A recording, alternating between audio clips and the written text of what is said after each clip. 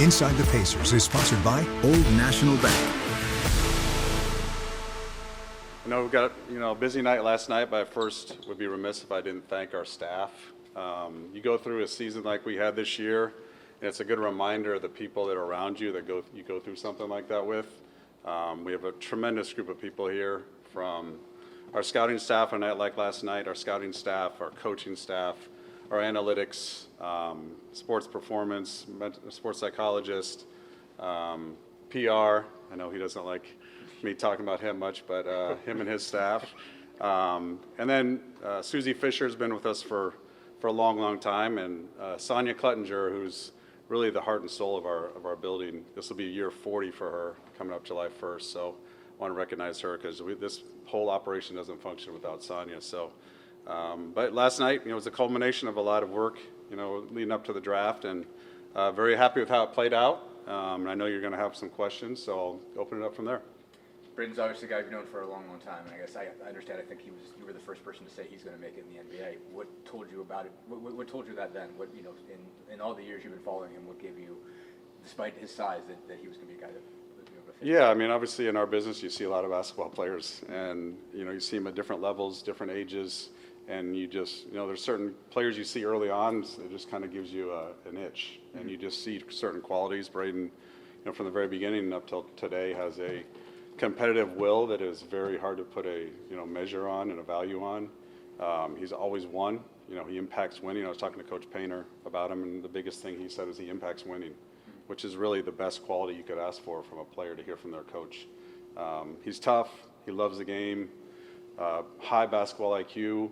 He's overcome a lot of challenges, and this will be the biggest challenge he's faced. And he's confident kid who believes in himself and does every little thing it takes to win. And he's one of those guys that you watch him play and you're just expecting something good to happen when the ball's in his hands, and it usually does. Obviously, there are guys that are undersized that have succeeded in the NBA. I guess, from following that over the years, looking at that, certainly a guy like TJ is a little bit smaller, not as small as Braden. But what does it require? I know it's not the same for everybody, but what does it require for a guy that's undersized to be successful in the NBA? Yeah, I think for us, we value intangibles greatly. I mean, you're in building a roster in the NBA, you need stars, and you need players around those stars that have intangibles. Intangibles are toughness, their basketball IQ, their willingness to do things that other players aren't willing to do. It's a nature of humbleness, but confidence at the same time. And a lot of those small players, we know TJ, he plays with great energy, great fight. He doesn't back down, he's fearless. And Braden exhibits a lot of those same qualities. And we're being real. I mean, it's a challenge. I mean, you're small. You have to separate yourself from other players. And Braden's been able to do that at every level. And this, like I said, this will be the biggest challenge he's faced. But he has all the intangibles to do it. And now it's just on him and us to kind of help him be successful. Would you have done this trade if Braden wasn't there at 38? Our priority going into the draft, we had a couple of priorities. We wanted to create some roster flexibility, some cap flexibilities if we were able to.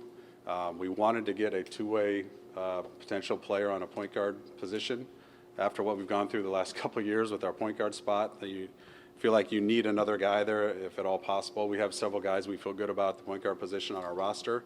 But if you have injuries, it's always good to have depth there. We forced some guys that weren't point guards into that position last year, and it was it was unfortunate for them. But we wanted to try to avoid that this year. Our kind of a priority was to get a player on a point guard position for us. Chad, I know you're not always looking at where the players are from, but is it special that he is from right up the road?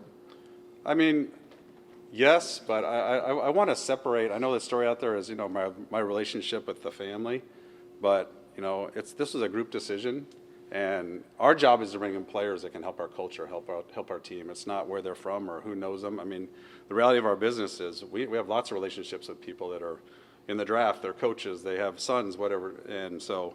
This isn't the first player I've had a relationship with that we've been part of the draft, and it won't be the last, I'm sure. And we have other people in our building that are in the same boat. The fact that he is a local player, a Purdue player, is I know it's a story, but that's not the reason why we drafted Braden Smith. I mean, we believe in him as a player. Our whole group does, and it's a group decision. It's not my decision. One of the strengths I think of our group is we really listen to each other. We collaborate. We argue. We come together and make a decision. We're united on it, and that was, the same process here was involved as any other process, whether it be a trade, a free agent, or a draft pick.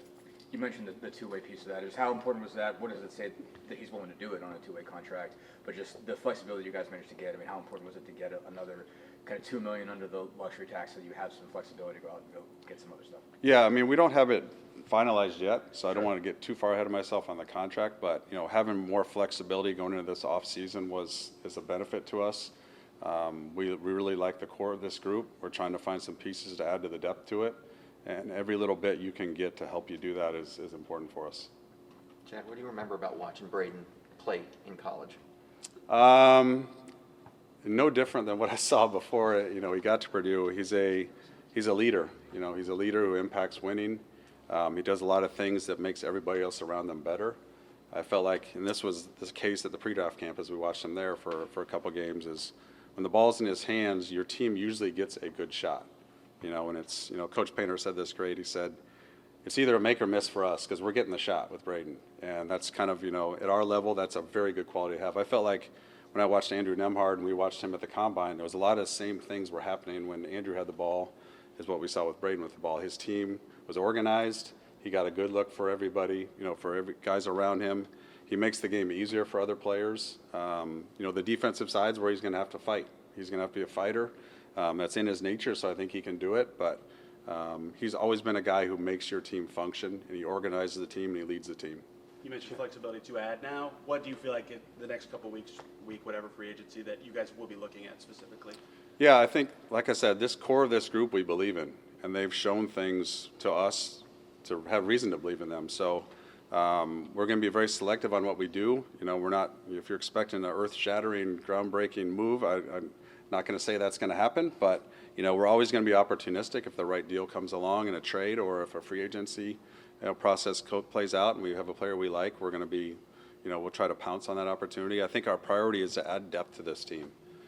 We like our core, we like our starting five, we like some pieces off our bench, but I think the reason we had successful playoff runs was because of the depth of the team, and we feel like we want to get back to that depth that we had on those runs. Any certain skills or positions you think will be more important to focus? I mean, if you look at our bench right now, I think you kind of see where, we have proven veteran players at. It's probably, if the wing position would probably be one, if we can add some wing depth, that would help. We'll see where we're at with the center spot. Those would probably be the two positions if, you had to prioritize something, but we're also working under a new financial system, so there's some limitations there, with the apron and everything like that. So we'll be, if it's the right player and it's the right move for the team, we're going to do it, but we're not going to, try to disrupt this group because we haven't seen them together yet. Zoo's a big addition. We haven't seen him with Pascal. We haven't seen him with Ty. Ty's coming back from his injury, and we want to see this group, just because if we don't make a big move now doesn't mean that we might not do something later on. It's, we've been very good at being selective on when we do something. We'll continue to do that this offseason. Chad, not a lot of sub-6-footers in this league. I think 25 in NBA history. What makes you feel like Braden can overcome the lack of size in this league? It kind of goes back to what I was saying about his will to win, his ability to lead a team, his ability to get other people's shots around him. I think if you put shot makers around Braden and finishers around Braden, he can get opportunities for those players. His basketball IQ is extremely high. I mean, you look at the players in this draft, what he accomplished in college, you look at the other point guards in this draft, his ability to make plays for other players, see things that other players can't see is a special trait. And I think in the second round, you're looking for a special trait or a special skill from that player. And unlike every other pick in the second round, they're in the second round because they have something they have to overcome. Otherwise, they'd probably be in the lottery. So all these second rounders have something they have to overcome. For him, it's going to be his size. And we're betting on his toughness. We're betting on his IQ. We're betting on his will to win. But it's going to be a challenge for him, but we're going to be there to support him. How much, Purdue has a pretty sophisticated offense. Just how much did how he operated within that, I guess race is a stock here. I guess what would impress you about how he operated in what Sure. Purdue runs a lot of ball screens, which is a big part of what a point guard does in our league. We don't run as many of it maybe as some other NBA teams, but I've seen his ability to push the pace, which they didn't do a ton at Purdue, but I've seen him do it before. I know he can do that. And just his vision of what's going on around him. We're a team that wants guys to make quick decisions. That's what Coach Carlisle values. We try to get guys who can, catch and make a quick decision with the ball, that's Braden's. That's what he does. I mean, he sees what's going on. He knows what all other 9 players on the floor are doing, where they're at, where they're moving to, and that's a special trait. And I think that fits into the way we like to play. Is just his instinct, his IQ fits into Coach Carlisle's system. You talked about core pieces. How far do you see? How many of those guys do you see as core? I guess. I mean, I know Kevin mentioned 7. I mean, how are you viewing, I guess, Ben Shepherd and Jarris Walker in particular as part of that as you're looking forward and trying to make decisions coming up here? Yeah, Ben and Jarris have both been, key parts of a team that, made it to the NBA Finals. So we've seen them contribute at that level. They're still young players. They're still developing and still growing. And we're still evaluating that growth. Optimistic about both. Our core 7 that, Kevin references, our starting 5, and TJ and Obi are proven, really proven themselves over a long stretch of time. Ben and Jarris are still young players, but we believe in both of those 2 guys, and I want to continue to see their growth and see where that fits in with us moving forward. You've probably been asked this already, but how much do you want him to learn from TJ? How much do you want him to be a TJ type of player? Yeah, I mean, it's a great mentor to have right in your building. I've talked to TJ about that. TJ knows Braden, and they've had a relationship, a little bit as they've gotten over to know each other over the last few years. I mean, TJ probably exemplifies everything that we want from a Pacer, whether it's, mentoring Braden Smith or mentoring Isaiah Jackson when he was here or mentoring Jarris Walker. I mean, what he does out there and the way he succeeds is a great example for Braden to follow. And one thing, Braden had to play, almost 40 minutes a lot of nights at Purdue, and that's not going to be his role whenever he reaches the NBA level and contributes. That's not going to be his role. So that's observing how TJ maximizes his minutes will be a big part of his growth as a player. Do you think you could be a better defender on limited minutes? I mean, like if considering the way you guys play, picking up 94, do you think he can make more of a difference if he's playing in shorter spurts, if he's asked to pressure the basketball? Yeah, we actually talked to him about that in the pre-draft process. He said, I had to kind of conserve my energy on the defensive end because there's a lot on my plate, making things happen offensively. But I do think in limited minutes, he has the ability to do some of the same things as guarding the ball, really getting under the ball handler, things like that. And his anticipation off the ball is elite. That's why he gets a lot of steals. And, the size part, he's going to have to maintain the ball coming at him, because guys that, are going to see a smaller player, their instinct is to attack him. He's going to have to fight. TJ's a fighter, and I think Braden's a fighter too, and he'll find a way. Chad, got to ask just about Ty real quick too. Recovery still going on schedule, and how has he just changed throughout this whole process? Yeah, it's recovery's on schedule. He's in here every morning, working out with our group. Looks good. Obviously the shingles, getting through that was a hurdle for him to overcome that he didn't anticipate was going to be part of the recovery. But he looks good. His mood, his energy, his charisma is there. He's anxious to get back. But he's also, and we're going to be the same way, we're also patient about this as well, because you're away from the game for as long as he'll be away. Once he steps back on the floor, it's not going to be instantly, back to Tyrese. And I think we all have to have some grace with him.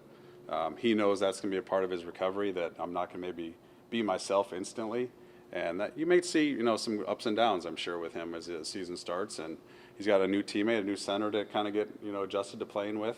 But overall, I mean, you walk in here, he's the same Tyrese. And I think this experience has made him hungry. And, not being in the playoffs and seeing, teams have success that we've had success against has probably motivated him and the rest of our group. And I think they're anxious to get back on the court together. Similar question for Johnny. Where's he at and how's he doing? Good. He's in here pretty much the same times Tyrese is. If you were to watch him, he's moving, he's shooting. I think his recovery is going exceptionally well. If you were to watch him out here, you'd be like, this guy looks like he could play. Obviously he's not there yet, but everything is going well with Johnny as well. He's getting stronger. I think you see in some of the Pacers.com videos that have been put out there, he's putting on some strength, and which is a big priority for him moving forward. You talked a little bit about center depth.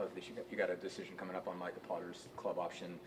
What are you looking for now that the draft is passed? I mean, when do you anticipate making that decision, and what will go into it between now and then? Yeah, well, his contract's non-guaranteed, so right. Anticipate us looking at the center position. Do we have enough there? Obviously we've got Jay under contract, Zoo. I think it's a position we'll continue to evaluate in these coming weeks. Micah did some great things for us, obviously. His shooting was exceptional for a center. Jay brings some elements too that we value, but it is a position we'll continue to look at here in the coming weeks and into the season. Inside the Pacers is sponsored by Old National Bank.